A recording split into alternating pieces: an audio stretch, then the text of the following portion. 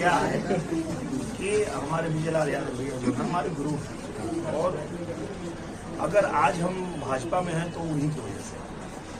देख लीजिए विजय लाल यादव। अब फिर आप कमा दिए। नहीं, अब परेशानी वाला काम हो गया सपा के लिए। मैं सच बता रहा हूँ, अगर आज मैं भाजपा में हूँ तो सिर्फ विजय लाल यादव। लेकिन वो अमृपाली जी को कहते हैं, और वो अपना जो है सांप दूसरे के गले में डाल रहे हैं। अच्छा। बस सच यही है कि क्या होता है कि भगवान कृष्ण ने कहा था कि देना है तो आधा दो, और उसमें भी कोई बाधा हो क्या बात। तो 5 गांव दे दो।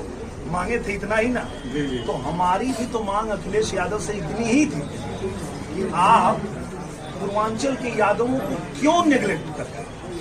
अगर विजय लाल यादव 35 साल से आपका झंडा ढो रहे हैं, टिकट मांग रहे हैं, तो क्यों नहीं देते।